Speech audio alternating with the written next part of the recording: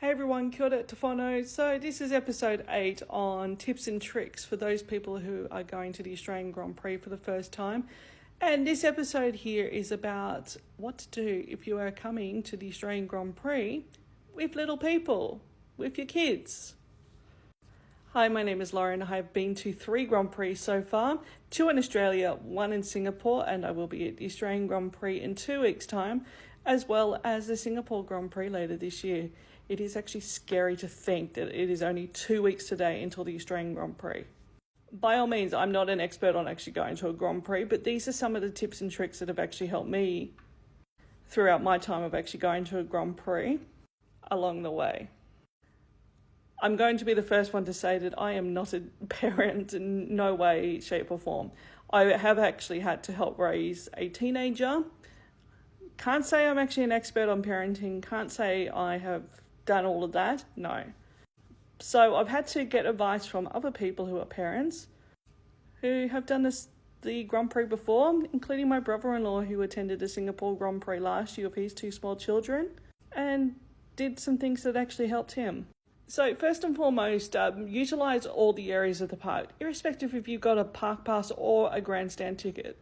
But just be aware and make it yourself known that Albert Park is huge. So what you might see on the map is a hell of a lot bigger than what you actually will see on the day.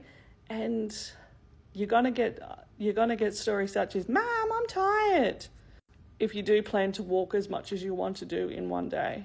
So utilise things such as the kids-only events and activities that are around. And a great example of this is Pit Stop Park, which is actually behind Turn 9. And there's a Ferris wheel, there's other amusements there that will keep the kids happy there throughout the Grand Prix weekend. And the other great thing this year is it's actually Batman themed. So if you've got kids who love Batman, I think it'll be a great opportunity for you to actually take your kids down and actually see Pit Stop Park. The other thing is if you do actually have very little children, bringing a pram stroller is a must. Obviously, make sure that your stroller or pram actually does have opportunity to actually roll over grassy areas because some prams just can't do that. And make sure to actually bring the most lightest weight pram that you can possibly buy just for ease of access, because if you plan on actually going over overpasses, lugging that pram around is just going to get very heavy after a couple of days. However, just be aware that although people can be very common sense, help you with your pram, there might not be people out there to actually help you. So just be aware of this, especially throughout the weekend. I seem to find that common sense is few and far between these days, and common courtesy seems to have gone as well. So I've heard stories from parents where a lot of people will actually help you get over the overpass. But then I actually have heard other stories where people have not helped anybody.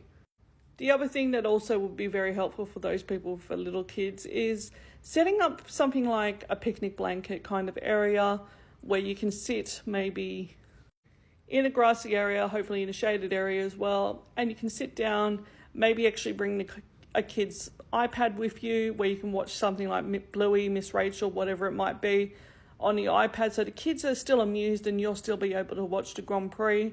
Obviously gives the kids a bit of time to actually walk around and explore, but also you can actually have a picnic there as well, so you can bring the kids snacks and drinks with them as well. And that way the kids are entertained to a degree, but also you're entertained as well. You don't actually necessarily have to do this right at the track. There's plenty of other super screens in the interior section of the track as well, where you can actually sit down and do this. So that's another tip I can actually give you, and that's actually came from my brother-in-law who did this at Singapore, where he sat down at the Padang with his kids. He watched the track action, the kids were happy with Miss Rachel, and yeah. The other thing I can actually highly suggest is bring noise protection with you for the kids. Of course, we as adults don't actually have the same sensitivity that kids do with loud noises. So yeah, it's just a common sense thing. You can buy little kids earmuffs at Bunnings or other hardware stores as well. The other thing that I should tell you, kids do get overstimulated and they do get overtired very quickly as well. So if you guys are actually planning on coming to the Australian Grand Prix for the first time, be aware, try and keep the kids' routine as normal as possible, and always have a bailout method, because the thing is that plan Bs do need to be put into action. Thanks, Ferrari. When it comes to when things go wrong. Anything from screaming children to poo explosions. I'm pretty sure everyone's actually had to bail out of an event very early, and we can get that. Don't think that you are a failure as a parent just on occasion that somebody's going to stare at you badly because your child is crying and you're just trying to leave.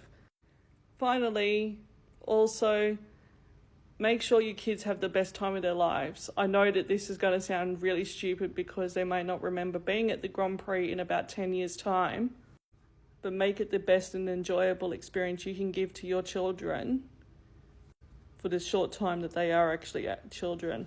All right, peace out, guys.